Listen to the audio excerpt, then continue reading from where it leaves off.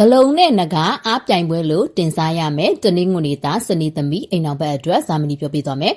ဒီတွဲဖက်မှုဟာအလွန်စိတ်ဝင်စားဖို့ကောင်းတယ်လို့သတိထားရမယ့်အချက်တွေလည်းများပါတယ်တဘာဝအရာတော့ဂလုံးနဲ့နဂါဟာရံဘက်ဓာတ်သဘောအရဆိုရင်တော့ကောင်းတဲ့ဓာတ်ဖက်တွေဖြစ်ပါတယ်အိမ်အောင်ရင်းမှာတော့အဆူနဲ့အပူတဲ့အောင်ပေါင်းရမယ့်ကိန်းမျိုးဖြစ်ပါတယ်အားပြိုင်မှုများပါမယ်တနင်္ဂနွေသားကခေါင်းဆောင်လို့နေခြင်းနဲ့စိတ်ညံနဲ့စနေသမီးကတော့စိတ်ကြီးတယ်နားလည်ရခက်တယ်ခေါင်းပါတယ်ဒါကြောင့်အိမ်အောင်ရေးမှာကြောင်နဲ့ကြွက်လို့ရံဖြစ်လိုက်ပြန်တက်လိုက်ဖြစ်နေပါလိမ့်မယ်ဒါပေမဲ့ထူးခြားတာကဒီနှစ်ယောက်ပေါင်းလိုက်ရင်စီးပွားရေးအလွန်ကောင်းတတ်ပါတယ်စနေသမီးရဲ့စီမံခန့်ခွဲနိုင်မှုကြောင့်အိမ်ချမ်းမြေပိုင်ဆိုင်မှုတွေတိုးပွားမယ်စုမိဆောင်မှုရှိနိုင်ပါတယ်တနင်္ဂနွေသားရဲ့ဥဆောင်မှုနဲ့စနေသမီးရဲ့အားထုတ်ကြိုးစားမှုပေါင်းဆက်လိုက်တဲ့အခါဘလောက်ခက်ခဲတဲ့လုပ်ငန်းကိုမစိုးအောင်မြင်အောင်လှုပ်ဆောင်နိုင်ကြပါတယ်တတိထားရမယ့်အားနည်းချက်တွေကငွေရှိပြီးစိတ်မချမ်းသာဆိုသလိုမျိုးပြင်ပမှာတင့်တယ်ပေမဲ့အိမ်ထဲမှာစကားများရန်ဖြစ်ရတာများတတ်ပါတယ်စနေသမီးကသွေးသားနဲ့ပတ်သက်တဲ့ယောဂခါနာဒူးနာဝေဒနာတွေခံစားရတတ်ပါတယ်တနင်္ဂနွေသားကတော့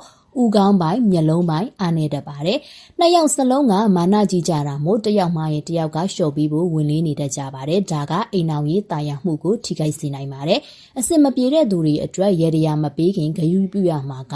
ဒီတွဲဖက်မှုဖူးစာဟာကြောက်ခဲကိုထုခွဲပြီးတော့ကြောက်မြတ်ရတနာယူရတယ်လို့ခက်ခဲပေမဲ့တန်ဖိုးရှိတဲ့ဖူးစာမျိုးပါအစပိုင်းမှာအဖုထစ်များနိုင်ပေမဲ့တယောက်ကိုတယောက်သီးခံနားလဲပေးရင်သက်ဆုံးတိုင်းပေါင်းသိရပြီးစီးပွားဥစ္စာကျွေးဝမဲ့သူတွေဖြစ်တယ်ဆိုတာသိချမှတ်ထားပါအိမ်တော်ရေးတာယာဖို့စီးပွားတက်စီဖို့ဒီရေရာလေးတွေကိုမကြာခဏပြုလုပ်ပေးတဲ့နဲ့အိမ်ဖျားเจ้าစာမှာအုံညွန့်ချောင်းညွန့်ကိုမကြာခဏလှူဒန်းပေးပါမွေးရက်တွေမှာငါးလွတ်တာငှက်လွတ်တာမျိုးတွေပြုလုပ်ပြီးအညံ့တွေပြပြောက်စေပါတယ်ဖျားစေတီတွေမှာစီမီသို့မဟုတ်မီးအိမ်လှူဒန်းခြင်းကနှစ်ဦးကြားကအပူမီးကိုငြိမ်းစေပါတယ်ရှောင်ရမယ့်အချက်များကတော့တောက်ကြနေ့တွင်အရေးကြီးတဲ့ကိစ္စတွေစတင်တာမင်္ဂလာဆောင်တာအိမ်ဆောက်တာမျိုးတွေရှောင်ခြင်းမှာအနက်ရောင်ရှောင်မှာအနက်ရောင်အသုံးဆောင်တွေအိပ်ရခင်းတွေတိတ်မသုံးပါနဲ့အပြာနုရောင်အဖြူရောင်လိုမျိုးအေးမြတဲ့အယောင်တွေကိုဦးစားပေးပါ